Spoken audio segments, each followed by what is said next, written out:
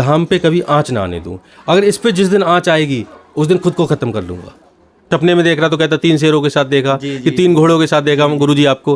तो वो 3 आँखों में मतलब इस तरीके आंसू छलकाते हैं कि किस तरीके से लोग हमारा वेट कर रहे हैं। तो उनके लिए जो मोर छड़ी का जो महत्व है, मोर के पंखों से जो हम किसी के लिए किसी के सर पे अगर हम उनको आशीर्वाद देते हैं तो कृष्ण भगवान का सीधा सीधा उन्हें आशीर्वाद मिलता है। अब जब सब माता जी ने बताई दिया तो मुझसे क्या पूछ रहे हो? तो पूछना चाहता हूँ गुरुजी फिर भी आपसे। ये हकीकत है, एक बार मुझे बहुत जहरीले सांप ने काटा था। जब तक डॉक्टर के पास हमें ले जा रहे थे तब तक हमारी स्थिति ये थी, हम ये कह रहे थे डॉक्टर के पास मत ले जाओ और तैयारियां करो, क्योंकि हमें बचना, हमें सांस नहीं आ रही थी, सांस नहीं। तो कृष्ण भगवान ने इनसे शीश का दान लिया था और शीश का दान लेने की वजह से ही पांडव जीत पाए थे। जय श्री श्याम गुरुजी। जय श्री राधे, जय श्री श्याम। सभी सनातन प्रेमियों को, सभी श्याम प्रेमियों को एक बार हम लेके आए हैं फिर से चमत्कारी मनौना धाम में, और मनौना धाम में आप सभी का एक बार पुनः स्वागत है। और आज हम बाबा श्री श्याम के बारे में विशेष जानकारी आपको गुरुजी के श्री मुखारबिंद से दिलवाते हैं। बने रहिए इस वीडियो में अंत तक बाबा श्याम की पूर्ण जानकारी के लिए। गुरुजी, आज खाटू श्याम जी का पूरे विश्व में डंका बाज रहा है, पूरे विश्व में मान्यता है, लेकिन फिर भी जानकारी के अभाव में कुछ लोगों को ये नहीं पता है खाटू श्याम जी कौन है, खाटू श्याम जी कैसे बने। खाटू श्याम जी, महाभारत तो सभी ने देखी होगी, जितने भी देख रहे हैं व्यूवर्स आपके या जो भी भक्त हैं, श्याम भक्त हैं। महाभारत में जो भीम थे जी, उनके बेटे थे घटोत्कच जी, जी, जी। और घटोत्कच के बेटे थे वरवरीक जी, जिनको कृष्ण भगवान ने नाम दिया था श्याम जी। वही हमारे श्याम बाबा हैं। तो कृष्ण भगवान ने श्याम नाम क्यों दिया था? श्याम नाम उनका सबसे प्रिय नाम था, और वरवरीक के बलिदान ने, बाबा श्याम के बलिदान ने ही महाभारत को पांडवों को जीत दिलाई थी। क्योंकि इनके लिए एक इस तरीके का एक मतलब इनकी माँ का वो था, वरदान था कि आप हारे के सहारे बनोगे। मतलब जो भी व्यक्ति हार रहा होगा उसकी तरफ से आपको लड़ना है। जी। अगर कौरव हार रहे हैं तो कौरव की तरफ से लड़ते तो पांडव नहीं जीत पाते कभी। तो कृष्ण भगवान ने इनसे शीश का दान लिया था जी, और शीश का दान लेने की वजह से ही पांडव जीत पाए थे जी। तो गुरुजी, जैसे कृष्ण भगवान ने वरवरीक का शीश का दान मांगा, तो शीश का ही दान क्यों मांगा? कोई और भी मतलब जो है समाधान हो सकता था? नहीं, उस समय जैसे दान दिया जाता है, कोई अंगूठा का दान देता है गुरु के लिए, कोई किसी चीज़ का दान देता है। सबसे बड़ा दान तो शीश का दान हुआ। जब शीश का ही दान किसी के चरणों में दे दिया तो उससे बड़ा बलिदान तो कुछ हुआ ही नहीं। तो सबसे बड़ा बलिदान शीश का दान माना गया, और इसीलिए कृष्ण भगवान ने उन्हें कलयुग का देवता घोषित किया कि आप कलयुग में हारे के सहारे बनोगे, पूरे ऑल ओवर वर्ल्ड में, पूरी दुनिया में तुम पूजे जाओगे। और वही है, आप देख रहे हो धीरे धीरे श्याम बाबा पूरे वर्ल्ड में पूजे जा रहे हैं। जी जी गुरुजी, बिल्कुल। आज पूरे विश्व में क्या, पूरे भारत में क्या, हर जगह श्याम बाबा की मान्यता है। तो गुरुजी, एक महाभारत में हमने कथा देखी है जिसमें वरवरीक ने एक छोटी सी उम्र में मतलब अपने दादा भीम को परास्त कर दिया मल्ल युद्ध में। तो ये भी बड़ा मतलब एक तरीका से देखा जाए बड़ा प्रेम का मामला होता है। आपने देखा होगा कि बचपन में कि बाबा हैं आपके, बाबा घोड़ा बन जाते हैं और नाती को उस पर बैठा लेते हैं। तो इसका मतलब ये थोड़ी है कि मतलब उन्होंने, नाती इतना शक्तिशाली है कि उन्होंने भीम को मतलब उनके लिए, अपने दादा के लिए नीचे घोड़ा बना दिया है। ये बड़ा एक वैसा मतलब प्रश्न है जो आपने पूछा है। क्या मतलब दादा हो गए या पिता हो गए, उनका बच्चा उनसे ज़्यादा बलशाली हो तो उनको सबसे बड़ी खुशी मिलती है। तो कभी कभी वो अगर युद्ध भी लड़ रहे हैं तो अपने बच्चे को खुश रखने के लिए कभी कभी अपने आप को डाउन दिखा देते हैं कि बच्चे का जो मनोबल है बहुत बढ़ जाए। और बाबा जो वरवरीक है वो वास्तव में बहुत ज़्यादा शक्तिशाली थे। तो गुरुजी, आज हम इनको 3 बाणधारी के नाम से जानते हैं और बड़ी मान्यता है। तो ये 3 बाण की शक्ति बाबा श्याम को कैसे प्राप्त हुई? उनकी माँ ने बाण दिए थे इनके लिए 3 बाण। बाबा श्याम की माँ? हाँ, माँ ने 3 बाण दिए थे। वो 3 बाण अपने आप में ऐसे हैं, आज के समय में भी वो बाण काम करते हैं जी। आपने देखा होगा 3, हमारे जीवन में भी 3 का बड़ा आंकड़ा है। कोई अगर वीडियो में देख रहा है, हमारे कोई सपने में देख रहा है तो कहता 3 शेरों के साथ देखा कि 3 घोड़ों के साथ देखा गुरुजी आपको। तो वो 3 का जो आंकड़ा है, और मैं भी आपको हकीकत बताऊं, जिस 3 के अंकों को अशुभ माना जाता है या 13 के अंक को अशुभ माना जाता है, मैंने मंदिर में 13 सीढ़ी बनाई है, यहाँ पे आपने देखा है, और 3 को मैं बहुत शुभ मानता हूँ 13 सीढ़ियों, क्योंकि जब से बाबा से जुड़ा हूँ या जब से बाबा में लीन हुआ हूँ तब से मैं 3 के अंकों को बहुत शुभ मानता हूँ। जी गुरुजी। तो जी, आज मोर छड़ी का बहुत ज़्यादा महत्व है हर दरबार में बाबा श्याम के मोर छड़ी का। कृष्ण भगवान अपने सर पे मुकुट पे मोर का पंख लगाए हुए रहते थे। मोर उनके लिए बहुत प्रिय है। और 16 कलाओं से युक्त बाबा जो अपने कृष्ण भगवान हैं, तो उनके लिए जो मोर छड़ी का जो महत्व है, मोर के पंखों से जो हम किसी के सर पे अगर हम उनको आशीर्वाद देते हैं तो कृष्ण भगवान का सीधा सीधा उन्हें आशीर्वाद मिलता है। और कृष्ण भगवान का ही नाम बाबा को दिया गया है। एक ही शक्ति है ये सब। हाँ, तो उनको भी मोर छड़ी का बहुत बड़ा महत्व अपने आप में। अगर किसी तरीके की छोटी मोटी, जैसे आप देखे हो हवा का चक्कर होता है या कुछ तरीके की चीज़ें होती हैं, हम उनकी मोर छड़ी लगा के करते हैं, देखा होगा आपने कई बार। तो मोर छड़ी का अपने आप में बहुत बड़ा महत्व है। मोर छड़ी लगाने से बहुत सारी चीज़ें अपनी स्वतः ही खत्म हो जाती हैं। जी गुरुजी, एक निशान यात्रा का भी बहुत महत्व है। बाबा श्याम की निशान यात्रा दूर दूर से, हजारों किलोमीटर दूर से मनौना धाम में भी लोग लेके आ रहे हैं। इसके बारे में निशान यात्रा एक अंदर से इतना अच्छा भाव होता है कि हमने किसी के लिए निशान उठाया, उसके झंडे को बुलंद किया, और वो झंडा बुलंद करते हुए हम उसके पास आए और उसके चरणों में हमने चढ़ा दिया, अर्पण कर दिया। तो ये होता है निशान उठाना। निशान उठाने से जो भी व्यक्ति निशान उठाता है, उससे बाबा बहुत ज़्यादा प्रसन्न रहते हैं, बहुत ज़्यादा खुश रहते हैं, बहुत ज़्यादा उसके लिए आशीष देते हैं। जी गुरुजी, सबसे पुराना धाम जो माना जाता है खाटू श्याम जी माना जाता है। उसके बाद अपना मनौना धाम बहुत ही प्रसिद्ध धाम है बाबा श्याम का, ये बहुत ही प्रसिद्ध सिद्ध धाम हुआ है। बाबा का यहाँ से तो बहुत कनेक्शन है, बाबा की जन्मस्थली है, क्योंकि ये जो गांव है पूरा, ये ऋषि मुनियों का गांव है मनौना। इससे पहले मुनियोना बोला जाता था। और यहाँ पर ऐसे ऐसे सिद्ध हुए हैं कि उनके बारे में कहना, एक बाबा हीरागिर हुए थे, जो पास में मणि बनी हुई है। तो उनको जिन्होंने देखा था, या जो लोग पुराने लोग हैं वो बताते हैं हमारे लिए, हम कथा सुनते थे उनके बारे में, कि वो दीवार पे बैठ गए थे एक पे। अच्छा। और जब ज़्यादा उनकी लोग मजाक बनाने लगे, इस तरीके की बात करने लगे, उनके चमत्कार को देखो, उन्होंने दीवार में ऐसे करके डंडा मार दिया था। अच्छा। और वो दीवार चल गई थी। तो चमत्कार रूपी तो ये भूमि पहले से ही है। प्लस क्या है, प्लस जब पांडवों ने यहाँ पे अज्ञातवास काटा था, तो बाबा का यहाँ जन्म हुआ था। और जन्म स्थली होने के वजह से ही ये भूमि बाबा के लिए आज की डेट में सबसे ज़्यादा प्रिय है।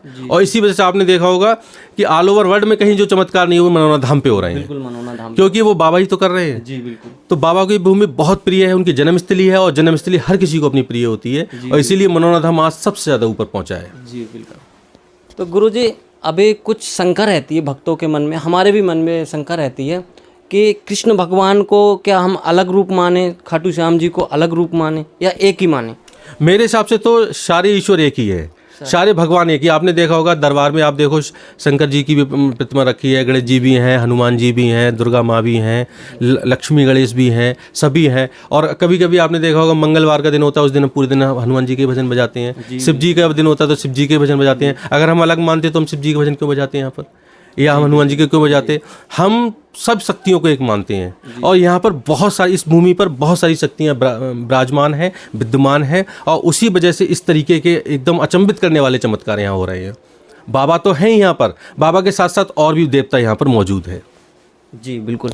तो गुरुजी, अब जैसे हम खाटू श्याम जी की बात कर रहे हैं, तो इनके कोई जीवन के बारे में कोई विशेष घटना, कोई विशेष ऐसा जिसकी वजह से इनको इतनी शक्तियाँ मिली, इतने प्रसिद्ध हुए, इतना बलिदान दिया? बाबा को सीधा सीधा कृष्ण भगवान का दान है कि कलयुग के देवता, दो देवता कलयुग के माने जाते हैं, हनुमान जी और बाबा श्याम।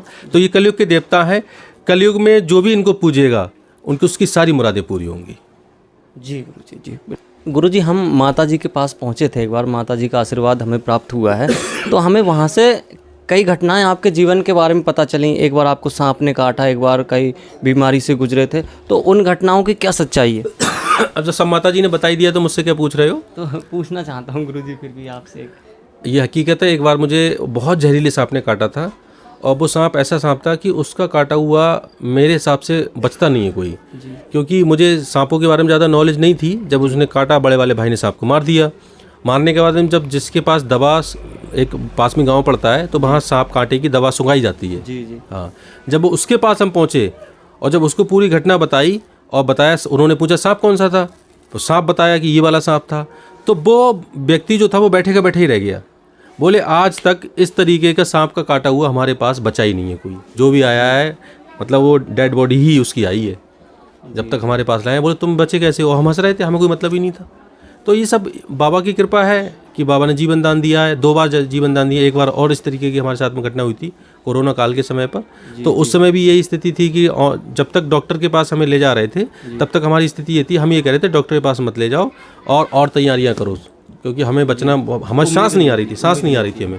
जब हमें सांस नहीं आ रही थी हम समझ चुके थे कि अब हमारा खेल खत्म होने वाला है। लेकिन उस समय भी बाबा ने हमें बचाया, और उस दौरान ही हमने ये सारी बातें कह दी थी। उस समय मंदिर की नींव भरी जा चुकी थी, तो हमने सब कह दिया था कि इनको अध्यक्ष बना देना, और हमारी डेड बॉडी के लिए बाबा की जो सीढ़ियाँ 13 सीढ़ियाँ बनी हैं उनके ठीक सामने समाधि लगाना, ये हम बताते जा रहे थे रास्ते में। घर वाले रो रहे थे कि मतलब, और हम हंसते हुए उन्हें बताते जा रहे थे कि ऐसा करना, और इसी ढंग से मंदिर का नक्शा बताते जा रहे थे कि ये इस तरीके से, मतलब हमें पता है जीवन का जो सबसे बड़ा सत्य है वो ये मृत्यु है। जी बिल्कुल, जाना है एक दिन। जब जाना ही है तो उसको भी एंजॉय करो ना। जी बिल्कुल बिल्कुल, उससे डरना क्या। बिल्कुल। और आप लोग काफ़ी समय से यहाँ आ रहे हो, वीडियो शूट करते हो, आपने देखा भी हो आंखों में कभी खौफ नहीं है। जी बिल्कुल, हाँ। क्यों खौफ? इसलिए नहीं है, बाबा पे अटूट भरोसा और अतुलनीय प्यार है बाबा से। जो कुछ करेंगे बाबा अच्छा ही करेंगे। जी बिल्कुल। अगर आज हमारे लिए यहाँ पे डैड करेंगे तो बाबा की इच्छा ही होगी, तभी डैड होंगे। जी बिल्कुल। इसलिए बिल्कुल मस्त रहते हैं, बाबा में लीन रहते हैं, और सोचते हैं कि अगर मरेंगे भी तो उस मृत्यु को भी एंजॉय करके मरेंगे।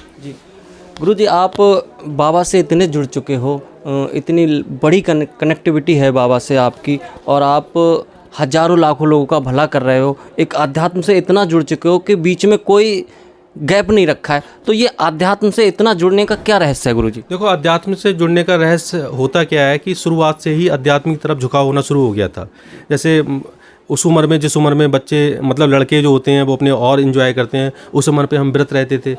नवरात्रि व्रत बहुत लंबे समय से रह रहे हैं, माँ के व्रत, और दोनों नवरात्रि जो होती हैं साल की, ठीक है, फिर गुप्त नवरात्रि भी। और उसके बाद होना क्या हुआ कि जैसे किसी तरीके से सबसे ज़्यादा अगर हम प्यार करते हैं भोले बाबा को, शिव जी की बहुत पूजा की हमने। और हमें ध्यान है बचपन से ही, मतलब हमारे यहाँ एक बहुत सिद्ध पीठ है ब्रह्मदेव महाराज, वहाँ जाके हम पूजा करते थे। सुबह धूप बत्ती ले जाते थे और माचिस हाथ में ले जाते थे और धूप बत्ती जलाना। जिस उम्र पे बच्चे खेलना है और वो करना है, उस समय पे मंदिर से मैं बड़ा मतलब एक तरीके से जुड़ाव था। उसके बाद में सावन के व्रत बहुत लंबे समय से रह रहे हैं, अब भी रहते हैं, एकादशी व्रत। तो ये जो चीज़ें थीं वो अचानक नहीं थीं, ये धीरे धीरे धीरे धीरे वो चीज़ होती चली गई, और ईश्वर की ऐसी मर्जी हुई कि ईश्वर ने ये सब कुछ दिया। और जब ये दिया है तो हम समझते हैं सब कुछ ईश्वर का दिया हुआ है, तो अधिक से अधिक लोगों के लिए फ़ायदा पहुँचे। इसीलिए आपने देखा होगा कि बहुत अपना ज़्यादा से ज़्यादा समय हम हमेशा भक्तों में निकालते हैं। जी बिल्कुल, हाँ। है, अगर हम कहीं बाहर भी घूमने जाते हैं तो हम बेचैनी रहती है कि कहीं भक्त हमारा इंतजार। जैसे कल हम आए थे वहाँ से, बदायूं से लौट के आए थे, तो आपने देखा होगा कि हमने अपने कपड़े वपड़े भी चेंज नहीं करे, हमने मतलब कुछ, और सबसे पहले भक्तों में लग गए हम, भीड़ में लग गए एकदम। और भीड़ में लग के हमें लगा, और आंखों में मतलब इस तरीके आंसू छलक आते हैं कि किस तरीके से लोग हमारा वेट कर रहे हैं। जब वो इतनी व्याकुलता से वेट कर रहे हैं तो हमें भी उतनी ही व्याकुलता से उनसे मिलना चाहिए। जी बिल्कुल बिल्कुल। जिस बेग से हम वो मिलना चाह रहे हैं उसी बेग से हम मिलेंगे, तभी चमत्कार होगा। जी बिल्कुल। अगर हम उनसे घृणा करेंगे, वो बेग से मिल रहे हैं, तो फिर दबाव कहाँ आया, और जब दबाव नहीं आएगा तो चमत्कार कहाँ से होगा। जी बिल्कुल। चमत्कार होता तो तभी जब दोनों एक बेग से मिलेंगे। बिल्कुल। तो भक्त और हम दोनों लोग एक बेग से मिलते हैं, बाबा की कृपा रहती है और बाबा चमत्कार करा देते हैं। जी बिल्कुल। तो कहीं ना कहीं गुरुजी हम ये मान सकते हैं कि जो आध्यात्म का सिलसिला है वो एक जन्म से है। हाँ, पुराना है, लेकिन पुराने समय में जब बचपन होता है तो खेलकूद भी होता है, फिर पढ़ाई भी होती है, तो एकदम टोटली तो उसमें नहीं होते हैं। लेकिन किसी भी पौधे का अगर आप बीज रोपोगे तो उसके जो गुण होंगे, तो वो गुण तो अपने धीरे धीरे शुरुआत होंगे। एकदम तो वृक्ष फल नहीं देगा वो, लेकिन उसके अंदर हल्की हल्की सुगंध तो आना शुरू हो जाएगी। बिल्कुल। अगर आम का आप लगाओ, आम का पत्ता तोड़ के देखना, तो सुगंध तो उसमें पत्ते में वो आएगी बचपन से ही, लेकिन आम नहीं दे रहा होगा उस समय पे वो। तो उसी तरीके से जब किसी को ईश्वर को कुछ बनाना होता है तो वो धीरे धीरे गढ़ता चला जाता है। वो उसी तरीके, उसका माइंड है, उसकी सारी चीज़ें, उसकी सोच है, वो सब कुछ उसी तरीके की होती चली जाती है, और वो एक दिन जाके वृक्ष बन जाता है, फल देता है। वही हर किसी के जीवन के साथ यही होता है। अगर जैसे आपने देखा होगा कि कोई बहुत बड़ा डाकू बनता है तो छोटी छोटी चोरियां करता है ना, छोटे पे वो छोटी छोटी चोरियां कर करके पता लगता है बहुत बड़ा सुल्ताना डाकू बन जाता है। शुरुआत में अंडे चुरा के लाया था केवल वो, उसके बाद में पेंसिल चुराना, ये सब चीज़ें करना शुरू करा, तो एकदम थोड़ी उसने डकैती डाल दी थी। तो उसी तरीके से जब कोई अध्यात्म जाता है या कोई बाबा उसको एक तरीके से बाबा ईश्वर अगर किसी को गढ़ना होता है तो धीरे धीरे उसको करते हैं। तो वो सब चीज़ें आज मैं याद करता हूँ, बैठ के अपने बचपन याद करता हूँ, अपनी स्कूलिंग याद करता हूँ, कॉलेज की लाइफ याद करता हूँ, तो मैं सोचता हूँ कि हाँ, कहीं ना कहीं वो जुड़ाव तो शुरू से थे, लेकिन हम समझ नहीं पा रहे थे हमें करना क्या है, ये होना क्या है। और जो होना था या जिस तरीके से हमारा झुकाव था वही बाबा ने कर दिया। तो गुरुजी ये जो एक मार्गदर्शन मान लो बाबा की तरफ जाने का, वो कैसे मिला? सबसे ज़्यादा अगर देखा जाए तो हमारे जो दादा थे वो जब रिटायर हुए थे अपनी मतलब हेडमास्टर थे वो, जब वो रिटायर हुए थे, जब उनको जो भी पेंशन जो भी मिलता उस समय बहुत कम मिलता था, तनख्वाह ही बहुत कम हुआ करती थी उस समय पे, तो जो भी उन्हें पैसा मिला उससे उन्होंने चारों धाम की यात्रा करी। आप सोचो, लोग मकान बनाते हैं, ज़मीन खरीदते, सब कुछ करते हैं, उन्होंने टोटल पैसे चारों धाम की यात्रा करी। और उनका लाया हुआ लोटा ही अभी भी मंदिर में जो अभी दरबार लगा है वो सबसे ऊपर जो लोटा जिससे बच्ची जीवित हुई थी जल से, तो वो लोटा आज तक हमने वही रखा हुआ है। गंगा सागर से आया हुआ है वो, गंगा सागर से आया हुआ है वो, बाबा ही लाए थे। ठीक, तो हम उन चीज़ों से अतीत को बड़ा संभाल के चलते हैं और उन चीज़ों को लेके चलते हैं, कहीं ना कहीं गठजोड़। उसके बाद अगर सबसे बड़ा अगर हमारे जीवन में महत्व है तो हमारी माँ का है। हमारी माँ के लिए टोटल जितने चालीसा वगैरह होते हैं सब मुझे नहीं याद है, सारी आरतियाँ। कोई कभी कभी हमने देखा कि हम पंडित जी से हवन करा रहे हैं, पंडित जी कहीं पर अटक गए आरती में, माँ ने शुरू कर दी, तो हमें बड़ा हंसी आती थी। हमें, मम्मी देखो तुम तो आराम से कर रही हो आरती पूरी, पंडित जी ये लाइन भूल गए थे। तो कहीं ना कहीं आज अगर हम कुछ भी हैं तो माँ का बहुत बड़ा रोल है, क्योंकि माँ अगर इस तरीके से आध्यात्मिक नहीं होती तो शायद हमारे अंदर वो गुण नहीं आते। बच्चे के अंदर माँ बाप के बहुत बड़े गुण होते हैं। पापा हमारे, आप पूरे क्षेत्र में कहीं जाओ तो पिताजी की कोई मतलब बुराई नहीं कर सकता। हमारी तो बुराइयां हैं क्योंकि हम थोड़े क्रोधी हैं और मतलब हठी हैं और एक तरीक़ा से तो हमारे तो विरोधी हैं, हम मानते भी विरोधी होना भी जरूरी है। लेकिन पापा का कोई विरोधी नहीं था। पापा 2015 में नहीं रहे दुनिया में, लेकिन उनका कोई विरोधी नहीं। जहाँ भी हम पूछते पापा, जैसे हम कहीं गए, किसी गाँव में गए, आस पड़ोस से गाँव में गए, तो किसी ने पूछा, अरे बेटा किसके लड़के हो, जैसे ही पापा का नाम बताया तो उसकी आंखों की चमक अलग हो जाती थी। अरे उनके बेटे हो, अरे यार बेटा आओ आओ। तो वो जो चीज़ पैदा करता है वो बिरले लोग ही पैदा कर पाते हैं। और आज भी हमें लगता है कि माता पिता का बहुत बड़ा रोल होता है किसी बच्चे को यहाँ तक पहुँचाने में। तो कहीं ना कहीं हम ये अपने पूर्वजों का एक आशीर्वाद मान सकते हैं। बिना पूर्वजों के आशीर्वाद के आप एक कदम भी नहीं चल सकते। जो कुछ भी इंसान होता है वो अपने पूर्वजों, अपने माता पिता के आशीर्वाद से ही होता है। और माता पिता के आशीर्वाद, देखो मैं एक और घटना आपको बता रहा हूँ। एक पंडित जी आए थे, बहुत विद्वान पंडित थे वो। तो उन्होंने क्या किया था कि उन्होंने हमारे मम्मी पापा को बिठा के एक तसले में पैर धुले थे। अब पापा तो अपने ऐसे ही चले आए थे, तो थोड़ी बहुत मट्टी उट्टी भी लगी हुई होगी जूतों में, चप्पलों में। तो अब सारे भाई बहन हम बैठे हुए थे, 5 भाई 1 बहन। तो जब उन्होंने पूरे पैर धुल लिए और फिर उन्होंने अचानक कहा सबसे, ये सबको चरणामृत पीना है अपने माता पिता का। अच्छा। तो सब अपने, कोई किधर को कन्नी काट गया, कोई किधर कोई कन्नी काट गया, क्योंकि जो जल था वो काफ़ी वैसा हो चुका था। लेकिन हमने क्या किया था, हमने उस पूरे जल के लिए एक बोतल में भरा जी। और बोतल में भरने के बाद हम दिल्ली रहते थे, हम बोतल को दिल्ली ले गए। अब सोच सकते हो कि उस दिल्ली में जाने के बावजूद भी सुबह को उठ के हम एक ढक्कन पीते थे उसको। तो कहीं ना कहीं एक विश्वास था। हाँ। माँ बाप के प्रति। आज जो कुछ भी है माता पिता के बहुत अच्छा। इन इतने 5 भाई 1 बहन में सबसे ज़्यादा माता पिता हम ही को, ये कहना बड़ा गलत लगेगा, भाइयों को बुरा लगेगा, वीडियो देखेंगे इस चीज़ को, लेकिन माता पिता दोनों ही हमसे ज़्यादा स्नेह रखते थे, हमें ज़्यादा प्यार करते थे। गलती दोनों भाई करके आते थे, छोटा हमसे जो बड़ा वाला भाई वो पिटता था, हमें मारते ही नहीं थे जी। हमें डांट देते थे और हंस देते थे और मारते नहीं थे। तो वो कहीं ना कहीं ईश्वरीय इस तरीके की चीज़ें थीं, उनका प्रेम था। और आज वही हुआ कि शादी नहीं की, शादी ना करने के बाद में आज मतलब संतुष्ट है पूरा कि आज जो बाबा ने जो हमें दिया है वो अरबों लोगों में से चुन के ही किसी को दिया जाता है। इसलिए हर समय दिमाग में रहता है, ध्यान रहता है कि कोई भी व्यक्ति निराश ना हो हमसे जी। गुरुजी, अब अध्यात्म से इतने आगे बढ़ चुके हो, अध्यात्म में बाबा श्याम के इतने करीब पहुंच चुके हो, लाखों लोगों का भला कर रहे हो, तो आगे की क्या प्लानिंग है? अब आगे की पूरे जीवन का प्लानिंग यही है कि जीवन का जो अंत हो वो इसी मिट्टी में समा जाऊं। और सबसे मेन चीज़ है कि ये जो धाम बाबा ने बनाया है, इस धाम पे कभी आँच ना आने दूं। अगर इस पे जिस दिन आँच आएगी उस दिन खुद को ख़त्म कर लूँगा, लेकिन इस धाम पे आँच नहीं आने दूंगा। क्योंकि इस धाम से जन कितने लोग, उनकी चमक देखता हूँ, आँखों की चमक देखता हूँ कि किसी के घर में कैंसर ठीक हुआ है, किसी को ब्लड कैंसर ठीक हुआ है, किसी का इतने समय से हाथ नहीं उठा था वो आज अपने हाथ उठा रहा है, कोई चल रहा है। तो उनको कितना उनका लगाव हो चुका हुआ इस धाम से, जो लोग इस तरीके की जटिल। और सबसे बड़ी बात क्या है, 1 रुपया भी खर्च नहीं करना है। उन लोगों से, किसी भी व्यक्ति से आज तक हमने 1 रुपया भी नहीं लिया है। किसी ने स्वेच्छा से मंदिर के लिए अगर कोई सरिया दे दिया, सीमेंट दे दिया, बजरपुट दे दिया, वो उनका अपनी स्वेच्छा थी। लेकिन हमने अपने मुख से नहीं बोला है कभी भी कि आप इतना रुपए इसमें लगा दो।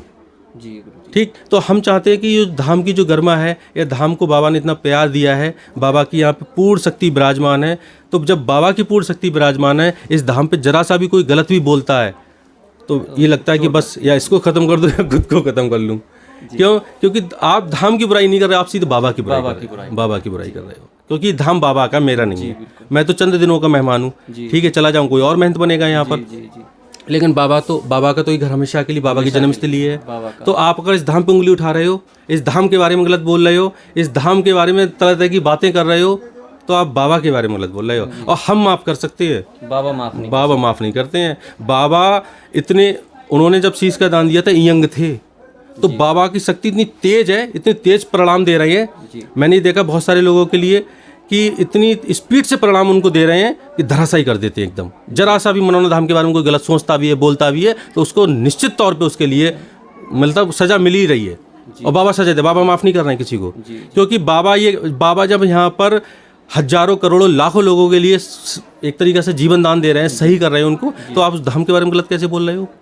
और मैंने देखा कुछ कितने मतलब दुष्ट टाइप के लोग हैं जिनकी इस धाम में दुकानें लगी हुई हैं, जिनसे हम 1 रुपया नहीं ले रहे हैं, ठीक, वो धाम के बारे में बुरा बोलते हैं, फायदा भी उठा रहे हैं। और कितने कलंकी लोग हैं जिनके परिवार के लोगों की दुकानें यहाँ पर लगी हुई हैं, वो अपने आप को नेता साबित करने के लिए वहाँ पर नेता वाली बातें करके धाम के बारे में गलत बोलते हैं। आप सोचो, यहाँ से तुम्हें रोजी रोटी मिली तुम्हारे परिवार को, ठीक, इस धाम से हजारों लोगों के लिए यहाँ से बाबा ने रोजगार दे दिया, और उस धाम के बारे में आप गलत बोलते हो। अरे कम से कम अकेले शीशे में देख के एक बार अपना चेहरा तो देख लो कि हम बोल क्या रहे हैं। बिल्कुल। और जिनको दो पैसे की जिनको नॉलेज नहीं है किसी अध्यात्म के बारे में, वो लोग अपने आप को आध्यात्मिक गुरु बता के धाम के बारे में गलत बोल रहे हैं, धाम पे उंगली उठा रहे हैं। आप सोचो धाम गलत क्या कर रहा है, एक बार धाम पे आके तो देखो, बाबा का चमत्कार देखो, यहाँ पर अपने आप आपकी आंखें खुल जाएंगी। कम से कम हमें एक बार देखना आपको देखना चाहिए, समझना चाहिए। आप समझो हाँ वास्तव में कुछ गलत बोल सकते हो, जो कुछ है ही नहीं, जिसके बिना सिर पैर की बातें आप धाम के बारे में बोल रहे हो, लोगों को भ्रमित कर रहे हो, क्या मतलब है? आप अपने YouTube के माध्यम से ये देखिए, आपने भी बहुत यहाँ पर मतलब सब कवरेज किया होगा, सारी चीज़ें करी होंगी, एक एक चीज़ को आपने बारीकी से यहाँ पे देखा होगा। किसी तरीके की आप व्यवस्था लगती है आपको, किसी तरीके का ऐसा लगता है कि कहीं यहाँ पे पैसे का चलन चल रहा है, या कहीं पे यहाँ पर कोई और शोषण किया जा रहा है किसी का, या किसी तरीके से किसी को प्रताड़ित किया जा रहा है, या किसी को दबाव में रखा जा रहा है। सब अपने खुले में जी रहे हैं, सारे दुकानदार अपने बिंदास तरीके से बैठते हैं, सारे भक्त आते हैं अपने खुले में, कहीं बैठे कहीं उठे, कहीं अपने खाना खाएं, कहीं कुछ। किसी को डांटा जाता है यहाँ पर, किसी को किसी तरीके से कहा जाता है तुमने यहाँ का कूड़ा क्यों कर दिया, सबसे प्यार सी बात करी जाती है। और फिर भी इस तरीके की बात है, धामों पे आप देखो जाके, और जगह जाके देखो, धक्के पड़ते हैं, गालियां देते हैं वहाँ के लोग, सेवादार होते हैं, यहाँ के सेवादार हाथ जोड़े खड़े रहते हैं, तो उसके बावजूद भी अगर आप धाम के बारे में बोल रहे हैं तो क्या गलत बोल रहे हो? सोचो ना आप, कम से कम आप कितना गलत बोल रहे हो। मानसिकता आपकी गंदी है, आपकी सोच गंदी है, आपके लिए संस्कार नहीं मिले हैं, आपके माँ बाप ने संस्कार नहीं दिए कि आप एक सनातन धर्म में पैदा होने के बावजूद सनातन धर्म पे आप उंगली उठा रहे हो। जबकि हमें होना ये है कि हमारे सनातन धर्म को प्रमोट करना चाहिए, और फिर उस सनातन धर्म के बारे में गलत बोल रहे हो। जो और धर्म के लोग हैं वो यहाँ के लिए बहुत अच्छा बता रहे हैं, जी। और तुम सनातन धर्म में पैदा हो गए, उसके बावजूद सनातन धर्म पे उंगली उठा के अपने आप को क्या सिद्ध करना चाह रहे हो आप? जी। करोड़ों लोगों का विश्वास है बाबा श्याम में, मनौना धाम में करोड़ों लोगों का विश्वास है, और आज आपको करोड़ों लोग सुन रहे हैं हमारे सनातन शक्ति साम्राज्य के माध्यम से। एक बार उनके लिए कोई संदेश है? सनातन धर्म जो है अपने आप में बहुत मतलब एक तरीक़े से सोचा जाए कि विज्ञान है पूरा, जी, ठीक, और उसमें सब कुछ छुपा हुआ है, उसको समझो और उसको फॉलो करो, जी। बहुत सारी समस्याएं आपकी स्वतः ही खत्म हो जाएंगी, जी। लेकिन समझने का समय हो तब, जी, बिल्कुल। लोगों के पास समय ही नहीं है, अंधी दौड़ में दौड़ रहे हैं लोग, दौड़ते चले जा रहे हैं, पैसा कमाने में इतनी इस कदर से दौड़ रहे हैं, उन्हें यही नहीं पता हम क्या सही कर रहे हैं क्या गलत कर रहे हैं, दौड़ रहे हैं, मंजिल का पता नहीं है किसी को, कहाँ जाना है, क्या करना है। तो सनातन धर्म में बहुत कुछ है, सनातन धर्म को फॉलो करो और सनातन धर्म को मानो, ईश्वर की ताकत को पहचानो। लोग ईश्वर को मानते तो उसकी ताकत को नहीं पहचानते, जी। जानबूझ के भी गलतियां करते हैं, जी। और वो जब गलतियां करते हैं, गलतियां उनसे हो जाती हैं, बाद में सिर्फ पछतावा रह जाता है, उनके पास में कुछ नहीं बचता है, और सब कुछ उनका खत्म हो चुका होता है, जब तक उनको याद रहता है कि हमने गलतियां क्या करी अपने जीवन में। तो गलतियां ना करें, आप किसी पे उंगली ना उठाएं बेवजह, ठीक है। धर्म को मानो, ठीक है, ईश्वर को मानो, ईश्वर की ताकत को मानो, और उनको दिल से मानो, नौटंकी आडंबर मत करो। गुरुजी हम कई बार धाम पर आ चुके हैं और कई वीडियो हमने निकाली हैं, तो मैं ये जानना चाहूँगा गुरुजी कहीं कोई हम गलती तो नहीं कर रहे हैं, अगर कोई गलती कर रहे हैं तो हम उनमें सुधार करेंगे। आपके चैनल का नाम सनातन शक्ति साम्राज्य शायद? जी तो सनातन, आप सोचो आप गलती क्या करोगे, आपने नाम ही अपने चैनल का ऐसा रखा है सनातन शक्ति साम्राज्य। तो मेरे हिसाब से तो शायद, हाँ मेरे हिसाब से तो कोई ऐसी आपसे गलती मुझे नज़र नहीं आ रही है, और ईश्वर की बाबा की कृपा है तुम पर कि अपने आराम से आगे बढ़ो। और मैं थोड़ा सा भक्तों से भी कहना चाहूँगा, श्याम भक्तों से भी कहना चाहूँगा, इनके चैनल को थोड़ा सा भाई प्यार दो, ठीक है, क्योंकि ये बहुत शिद्दत से यहाँ की सारी चीज़ें आप तक पहुँचाते हैं और सही चीज़ें पहुँचाते हैं। तो और इनको सब्सक्राइब करो, क्या सब्सक्राइब बोला जाता है? सब्सक्राइब करो, लाइक करो, और क्या बोला जाता है, शेयर करो। हाँ, इनको करो, इनको प्यार दो, और इनके चैनल से जो भी वीडियो जाती है उनको खूब सारे दूर और लोगों तक पहुँचाओ। उन भक्तों तक हमारा कहना इतना है कि हम यहाँ की जो नॉलेज दे रहे हैं वो उस ज़रूरतमंद तक पहुँचाइए। हमारा कहना केवल इतना ही है, ज़रूरतमंद तक पहुँचाइए। जिसको आज बाबा की ज़रूरत है, मनौना धाम की ज़रूरत है, उस तक पहुँचाइए। बस हम अपने दिल से यही कहना चाहते हैं। बाकी आप बने रहिए मनौना धाम के साथ, जुड़े रहिए मनौना धाम के साथ, बाबा का आशीर्वाद लेते रहिए। जय श्री राधे, जय श्री श्याम। जय श्री श्याम।